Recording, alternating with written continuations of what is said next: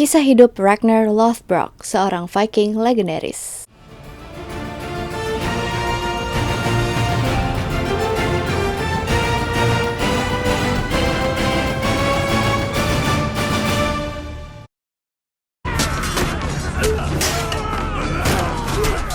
Kalau kita ngomongin Viking, aku sih kebayangnya sekelompok orang dari Skandinavia kuno yang naik kapal yang bentuknya unik, pakai baju dari kulit binatang, terus pakai helm yang ada tanduknya dan minum dari tanduk binatang. Dan mereka juga barbar, kejam, dan bengis. Itu yang ada di pikiran aku, kayaknya gak jauh beda deh. Viking itu kelompok prajurit yang paling ditakuti sepanjang sejarah. Banyak kisah, puisi, epik yang nyeritain tentang keberanian Viking.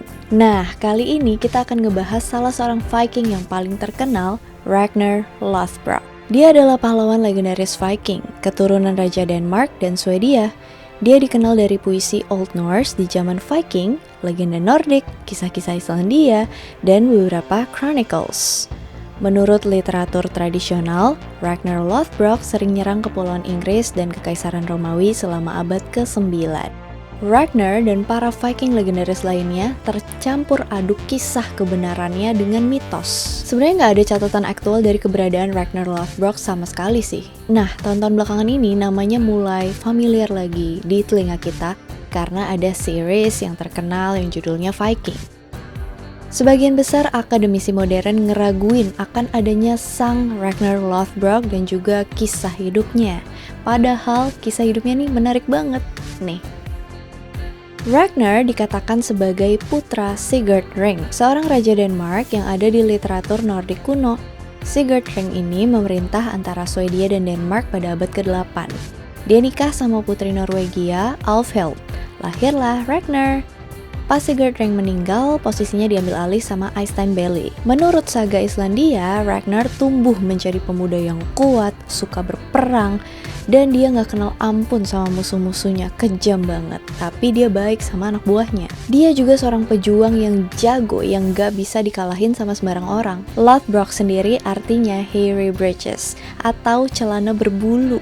Karena celananya itu dibuat dari kulit serigala yang direbus pakai tar, jadi tebal dan awet. Menurut kepercayaan waktu itu, Ragnar adalah keturunan dari dewa Nordik. Yngling pertama itu seorang raja legendaris yang namanya Yngve, putra dari Njord yang adalah dewa laut Vanir Nordik. Dia dihormati sebagai inkarnasi dari dewa Frey, jadi garis keturunannya dihormati semua. Sejarah legenda Ragnar Lothbrok dimulai pada masa pemerintahan Charlemagne, The Great Charlemagne, dan kaisar pertama Kekaisaran Romawi. Selama pemerintahan Charlemagne, agama Kristen berkembang pesat di Eropa, sampai ke tanah Nordik di Skandinavia, di mana pada awalnya nggak diterima dengan baik sama warga di sana, karena orang-orang Nordik itu memegang teguh sama kepercayaan mereka. Of course, mereka lebih percaya sama dewa-dewa Nordik kayak Odin, Thor, dan lain-lainnya. Tahu kan, konflik bersenjata yang dilatar belakangi perbedaan agama itu makin sering terjadi. Mulailah Viking Invasion. Tapi awalnya cuma sekedar kelompok kecil kayak tukang jarah gitu-gitu doang. Disebutin kalau pada saat itu yang memerintah adalah King Horik, Raja Horik. Pemerintahannya ditandai sama berbagai serangan ke kerajaan Caroliniannya Louis I yang merupakan penerus Charlemagne. Ragnar pada saat itu adalah seorang Jarl di istana Raja Horik. Dia dikasih hak buat mimpin pasukan. Pencapaian besar pertama Ragnar Lothbrok dilatar belakangi sama keinginan dia buat balas dendam. Bertahun-tahun sebelumnya, Raja Swedia, Fro, sempat menginvasi Norwegia dan bunuh Raja Norwegia yang adalah kakek dari Ragnar. Fro ambil semua perempuan dari keluarga raja yang udah dia bunuh, dan perempuan-perempuan ini ditempatin di rumah bordil buat bikin malu mereka. Jadi Ragnar Lothbrok mau balas dendam atas kejadian ini, dia datang sama pasukan prajurit terbaiknya. Disinilah Ragnar ketemu sama Lagertha, salah satu dari banyak perempuan yang ditahan di benteng raja. Ragnar bebasin para tawanan dan kasih mereka senjata supaya mereka ikutan perang. Lagertha digambarin sebagai salah satu perempuan Amazon yang jago berantem. Pas perang, dia bener-bener ganas dan berani. bahkan lebih beringas daripada semua laki-laki yang ada di dalam pasukan Ragnar. Seluruh pasukan kagum sama dia. Ragnar pun memenangkan perang, berdiri bersampingan sama pasukan pria dan wanitanya. Abis itu Ragnar nyatain kalau mereka bisa menang perang berkat Lagertha, karena dia lagi bucin dan tergila-gila banget sama Lagertha. Lagertha ini digambarin bukan cuma kuat dan jago perang, tapi dia juga sangat cantik. Sayangnya dia gak tertarik sama Ragnar atau siapapun juga. Pokoknya dia gak tertarik sama siapapun. Sampai dia nempatin seekor beruang sama serigala di depan rumahnya buat jagain dari para pengagum dia. Oh tentu aja, ini gak bikin Ragnar mundur. Dia malah datang ke rumahnya Lagertha dan dia bunuh beruangnya pakai tombaknya. Dia juga nyekek serigalanya sampai mati. Dia coba buktiin kalau dia memang sosok lelaki yang pantas buat seorang Lagertha yang kuat. Seorang wanita tangguh harus dapat suami yang tangguh juga. Bener deh, akhirnya mereka berdua nikah.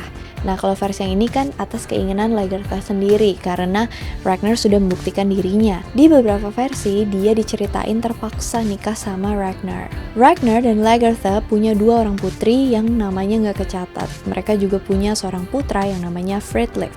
Mereka hidup bahagia bersama selama 3 tahun aja. Hubungan pasangan ini bermasalah. Mereka akhirnya pisah karena gak cocok.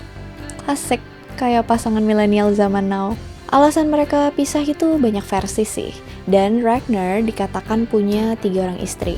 Nah urutannya ini juga banyak versi, yang mana duluan, yang mana belakangan gitu. Beda-beda. Setelah cerai, Ragnar nyari istri baru. Tapi kali ini lebih secara politik nih. Dia butuh seorang istri yang bisa ngebantu naikin level sosialnya. Pansos dong nih si Ragnar. Jadi dia ngincer Thora, putri Raja Swedia, King Harald. Menurut kisah-kisah, Thora tinggal di sebuah castle di Västergötland. Bapaknya kasih dia cacing pita kecil yang tumbuh jadi ular besar dan ular ini mengelilingi tempat tinggal dia. Lagi aneh banget, bapaknya orang mah kasih kucing kek, anjing kek buat peliharaan. Ini ngasih cacing pita. Bapaknya ngejanjiin kalau siapapun pria yang bisa ngebunuh ular itu bakalan dinikahin sama Thora. Ragnar pun pergi ke sana. Pakai celana yang tadi aku bilang, direbus pakai tar. Hal ini buat ngelindungin kakinya supaya nggak terkena bisa ular. Pas Ragnar ngedeketin ular itu, bener aja ular itu nyemburin bisa racun kan ke dia. Puih, nggak kena. Racunnya nggak ngefek, nggak tembus ke celananya.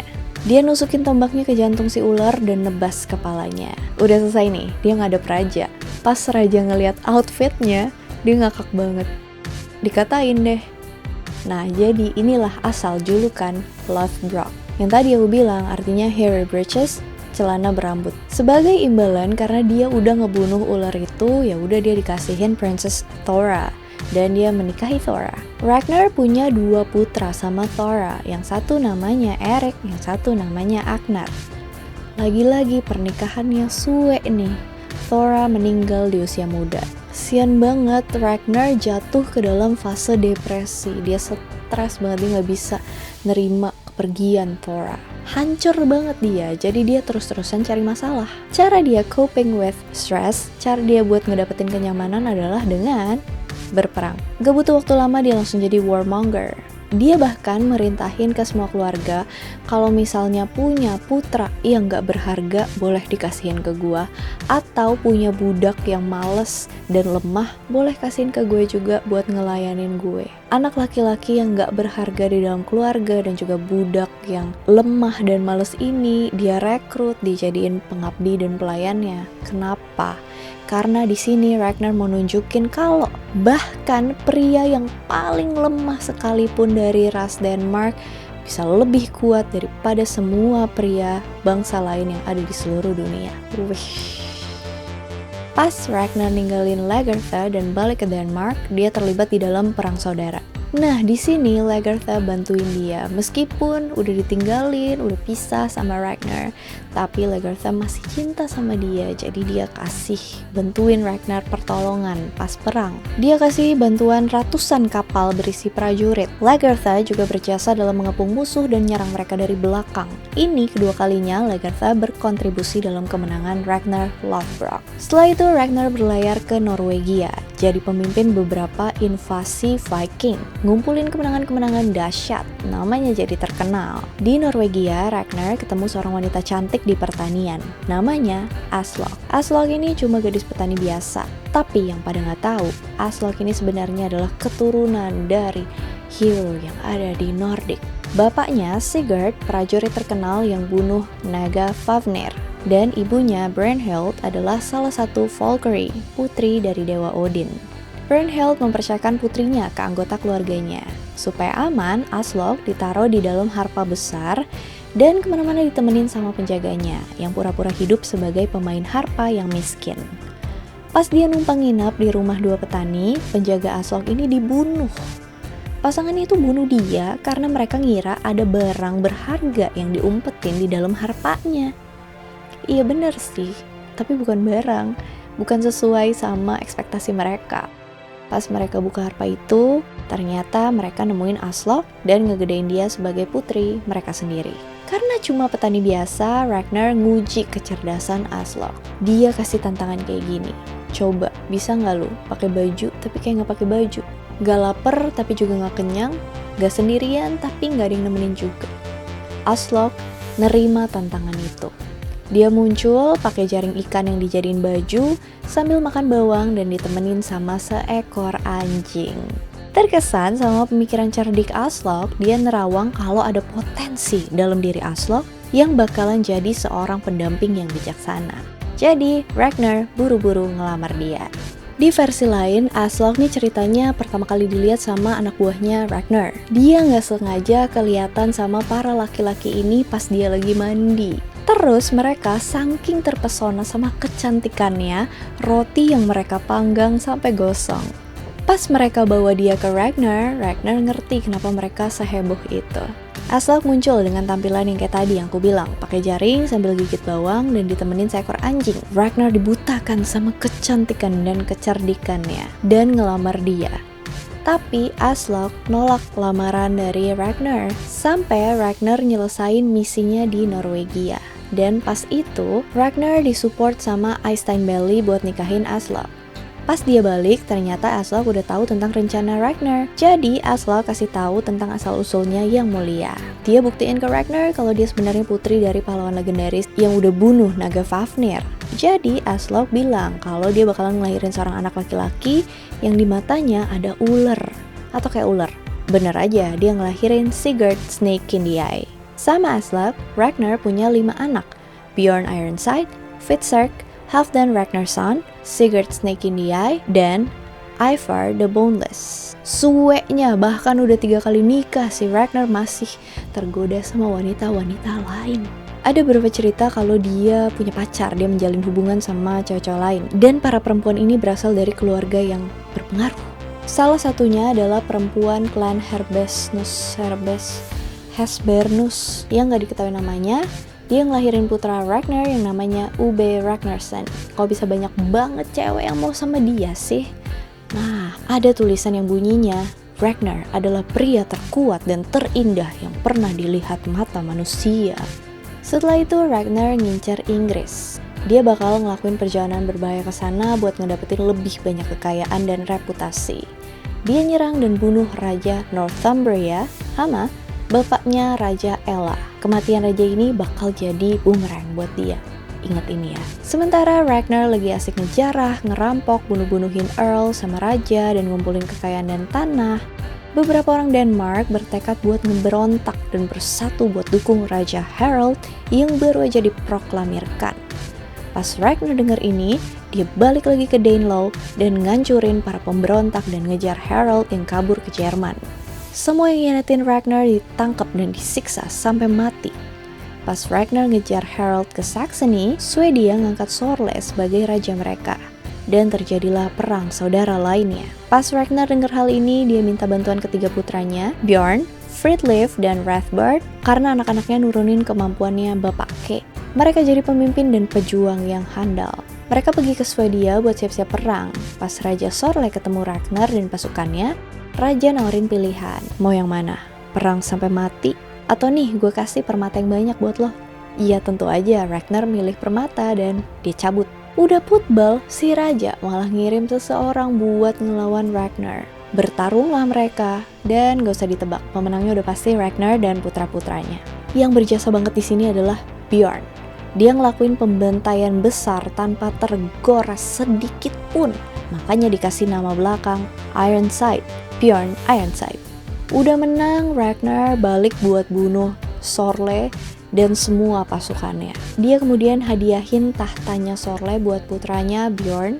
Gak cuma Bjorn Ironside, putra-putra yang lain juga dijadiin Ragnar sebagai sub-raja di daerah taklukannya. Dia bunuh para Earl Skotlandia dan ngangkat Sigurd Snake in the Eye dan Redbeard sebagai gubernurnya.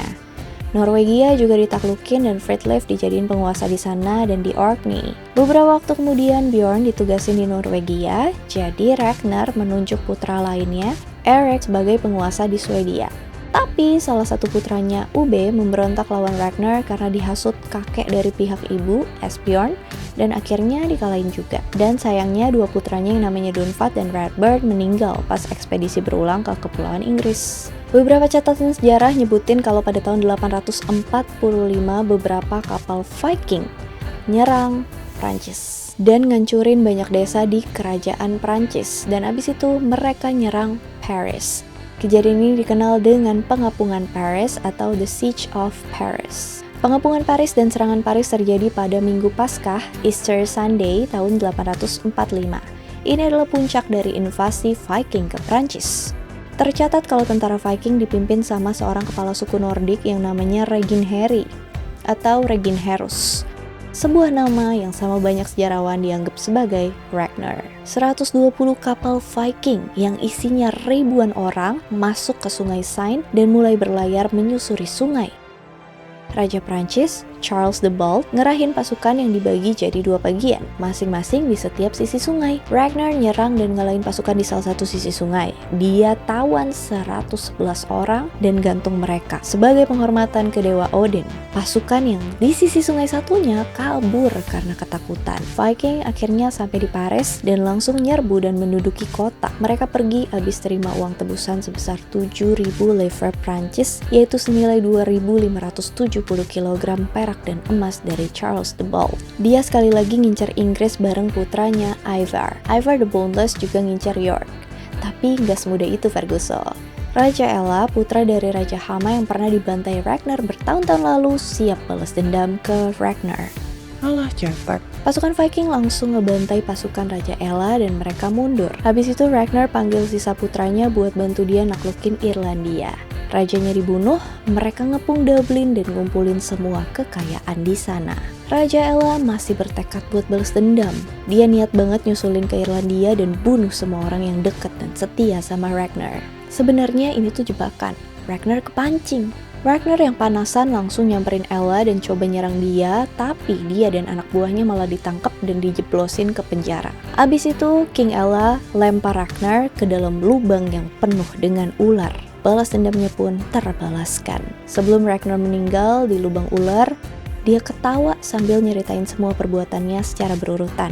Semua raja yang udah dia bunuh, semua tanah yang udah diambil, gak ada ketakutan sedikit pun yang terdengar di suaranya. Abis itu, dia meninggal di lubang gelap yang dingin, kena racun ular, dan dimakan sama ular. Beberapa tahun setelah kematian Ragnar Lothbrok, ada pasukan Viking yang bernama The Great Heathen Army menyerbu 4 kerajaan Inggris di tahun 865. Para pemimpin pasukan itu mengaku sebagai putra Ragnar dan gak bakalan berhenti sampai mereka balas kematian ayahnya. Putra-putra Ragnar yang terkenal banyak yang jadi legenda dan tokoh sejarah, kayak Bjorn Ironside yang berlayar di Mediterania dan jarah kota-kota di Italia Selatan dan Spanyol. Ube Ragnarsson yang naklukin kota York di Northumbria dan kerajaan Anglia Timur. Ivar the Boneless, salah satu pemimpin Viking yang paling ditakuti pada masanya, terkenal karena nggak pernah maafin musuh-musuhnya. Dia jadi raja di wilayah Irlandia. Pidato terakhir Ragnar sebelum kematiannya sendiri jadi Krakumal, puisi skaldik abad ke-12 yang berarti lagu kematian Ragnar. Di akhir Krakumal, Ragnar ditulis meninggal tertawa dan Odin nyiapin pesta buat dia. Dia bakal masuk Valhalla. Mungkin Ragnar emang udah dikalahin sama Raja Ella, tapi perbuatannya selama dia hidup jadiin dia tokoh Viking yang legendaris. Dia banyak ngalahin raja, nggak kenal takut, bahkan dia hampir nggak peduli sama hidupnya sendiri. Karena itu dia dikenal sebagai pemimpin Viking yang paling legendaris di muka bumi. Kumpulan cerita Ragnar Lothbrok ini kombinasi antara mitos dan kenyataan. Banyak peneliti berpendapat kalau dia hanyalah sosok mitos. Tapi nggak sedikit yang percaya kalau dia memang adalah orang yang nyata. Cuma ceritanya itu dibesar-besarkan, digede-gedein karena popularitasnya pada saat itu. Ada juga yang berpendapat kalau sebenarnya tokoh Ragnar Lothbrok ini bukan satu orang, tapi banyak orang. Karena mustahil satu orang bisa nyelesain perang ngejarah sana-sini.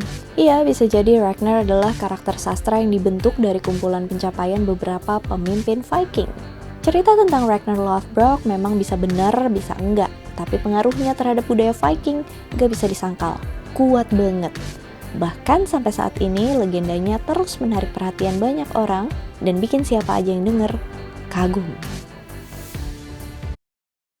Alright, that's all about Ragnar Lothbrok. Kalau misalnya kalian punya tambahan, ada yang kurang, ada yang miss, ada yang salah, boleh komen. And thank you so much for watching. Hope you guys like it and see you on my next video. Bye.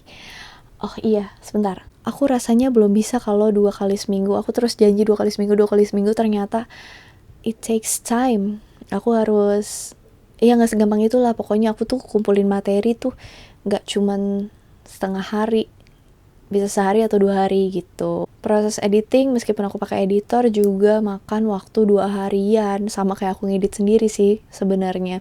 Jadi untuk satu video itu dari proses research sampai filming sampai jadi diedit selesai semua itu ya kurang lebih 4 hari.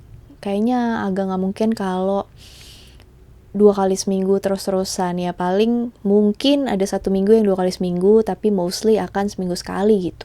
Ngerti gak sih aku ngomong apa? Ya, pokoknya gitulah. Anyway, thank you udah sabar banget nungguin konten aku yang udah aku buat. Semoga bermanfaat dan tetap berfaedah. See you on my next video. Bye. Tapi awalnya cuman sekedar perompak.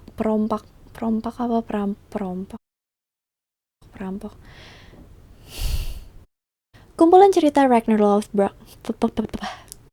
Banyak peneliti berpendapat kalau dia hanyalah sosok legendaris. Raja Ella, putra dari Raja Ham. Salah satunya adalah perempuan dari klan Hesbernus. Susah. Dari sinyal.